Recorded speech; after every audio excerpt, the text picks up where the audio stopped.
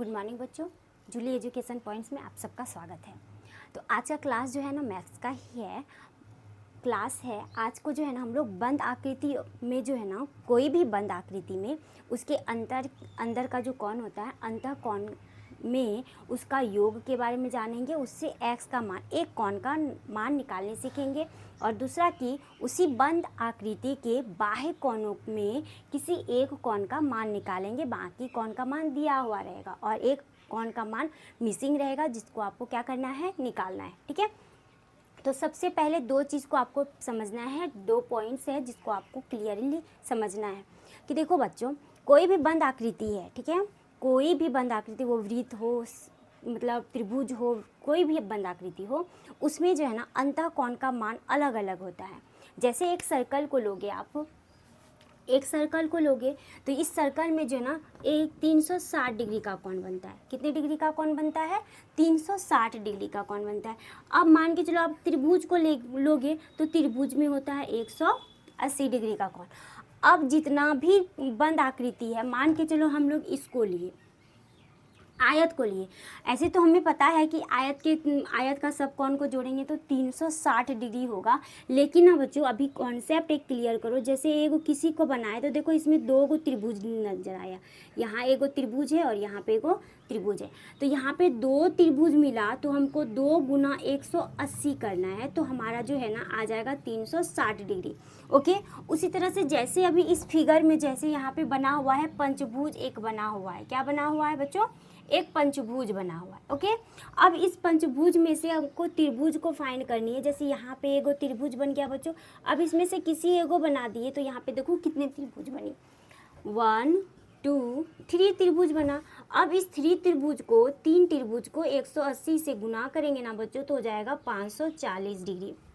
यानी मतलब भुजा को काउंट करेंगे, मतलब भुजा मतलब जितने एक का है, पंचभुज है तो उसमें 3 गो त्रिभुज है। उस तरह से आगे अगर षटभुज है तो उसमें पहले त्रिभुज फाइंड करेंगे, उसके बाद जैगो त्रिभुज बनेगा उसमें उतने त्रिभुज को, उसकी संख्या को 180 डिग्री के कोण से क्या करेंगे, मल्टीप्लाई कर देंगे तो उसका अंतः कोण का योग निकल जाएगा। ठीक है, अब है क्या, इस त्रिभुज में आपको जो है ना अंतर के कोण में है एक्स और इसका वैल्यू को निकालने बोला है। ठीक है, आपको x का मान निकालने बोला है। और ये जो फर्स्ट नंबर फिगर है बच्चों, इसमें आपको जो x है ना वो अंदर दिख रही है। किधर दिख रही है? अंदर दिख रही है। तो आपको जो है ना अंदर के कोण का मान को निकालना है। तो बच्चों ये सबसे पहले है कितने वाली भुजा, देखो तो 1 2 3 4 5, ये पंचभुज है बच्चों। कितना भुज है? पंचभुज। तो लिखेंगे पंचभुज के अंतः कोणों का योग, अंतः कोणों का योग जस्ट मैंने अभी बताया बच्चों कितना होता है, 540। यहाँ पे लिखेंगे 540 डिग्री। अब इस अंतः कोण में क्या क्या है बच्चों? x है 130 डिग्री है, फिर 110 डिग्री है, फिर कितना है बच्चों 100 डिग्री है, फिर है 75, फिर है इक्वल कितना, ये आई बात समझ में? बस इसको सिर्फ सॉल्व कर देना है, आगे आपका आंसर आ जाएगा। जैसे x है, x प्लस यहाँ पे 5 0 0 0 यानी 5 हो गया, 7 1 7 और 1 8 8 और 3 कितना हो जाएगा, 8 और 3 11, कैरी 1 2 3 4 इज इक्वल टू 540।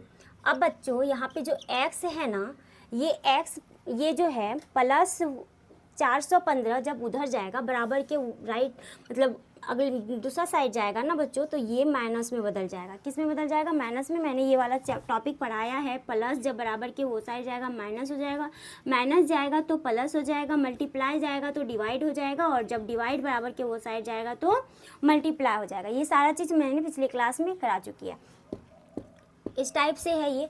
अब जो है ना x का मान हमारा कितना निकल जाएगा, 10 में 5 गया 5, यहाँ बचा 3 3 में 1 गया 2, 4 में 4 गया, यानी 25 डिग्री हमारा ये आंसर निकल जाएगा। ठीक है, अब जितना भी आपको दिया जाएगा अंतः कोण में किसी एक कोण का मान बिठानी है, तो बच्चों आप लोग ऐसे ही निकालना कि उसमें आप पुनः त्रिभुज को निकालेंगे, उसमें त्रिभुज के काउंट करेंगे, जैगो त्रिभुज होगा उसके नंबर को जो है ना 180 डिग्री से मल्टीप्लाई करेंगे तो उसके अंतः कोणों का योग निकल जाएगा। इसके बाद सबको फाइंड करेंगे, इस टाइप से आपका ये जो है ना इसका मान निकल जाएगा। अब चलते हैं बाहरी कोण में से किसी एक कोण का मान कैसे निकाले, ठीक है। तो बच्चों आपको जो है ना एक पॉइंट बस याद रखना है कि बाहरी कोण का मान निकालने बोले ना तो आपके लिए बहुत अच्छा है, क्योंकि ये इजी है। आपको बस याद रखना है कि किसी भी बंद आकृति में बाहरी कोण का योग जो है ना हमेशा, चाहे वो कोई भी आकृति हो, चाहे वो त्रिभुज हो, आयत हो, पंचभुज, षटभुज, जो भी हो, उसके बाहरी कोण का मान एनी टाइम 360 डिग्री ही होता है, ना ज़्यादा ना कम, ना बदलता है, कुछ नहीं होता है, बस यही रहता है। क्या रहता है? 360 डिग्री। ओके, अब देखो बच्चों यहाँ पे जो है ना लिखेंगे कि दिए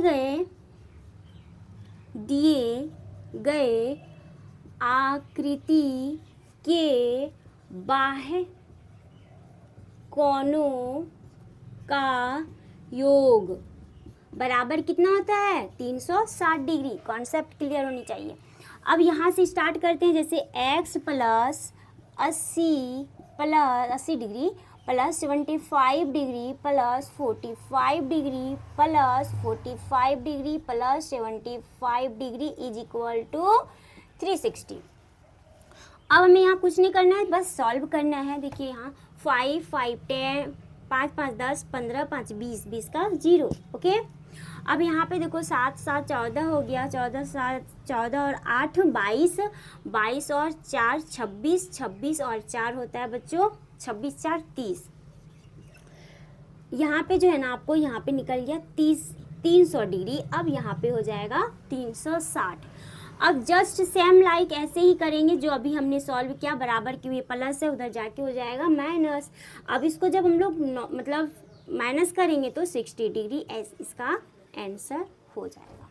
ठीक है, इस टाइप का आपको जितना भी क्वेश्चन है बच्चों, बस ये कॉन्सेप्ट क्लियर होना चाहिए, बाकी सारा चीज़ आपको बन जाएगा, कोई भी डाउट नहीं होनी चाहिए। पंचभुज में जैसे अभी हम लोग किए, जैसे आप लोग भुजा के आधार पे एक एक बढ़ाते जाना, जैसे एक कॉन्सेप्ट आपको क्लियर होनी चाहिए। जैसे यहाँ पे त्रिभुज है बच्चों, इसमें एक गो त्रिभुज है तो हमने 1 गुना 180 डिग्री किया तो आया 180 डिग्री। अंतः कोण के बारे में, किसके बारे में?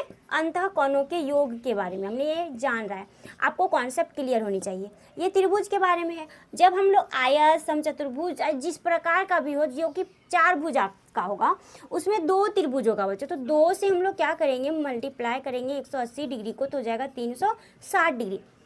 यानी आप लोग जैसे ही भुजा की संख्या एक एक बढ़ाते जाएंगे, त्रिभुज की संख्या भी एक एक बढ़ती जाएगी। यहाँ पे 4 भुजा था तो 2 से मल्टीप्लाई किए, 5 भुजा हो जाएगा बच्चों तो 3 से मल्टीप्लाई करेंगे, और जैसे ही 6 भुजा होगा उसमें 4 से मल्टीप्लाई करेंगे, यानी इस तरह से बढ़ते जाएगा।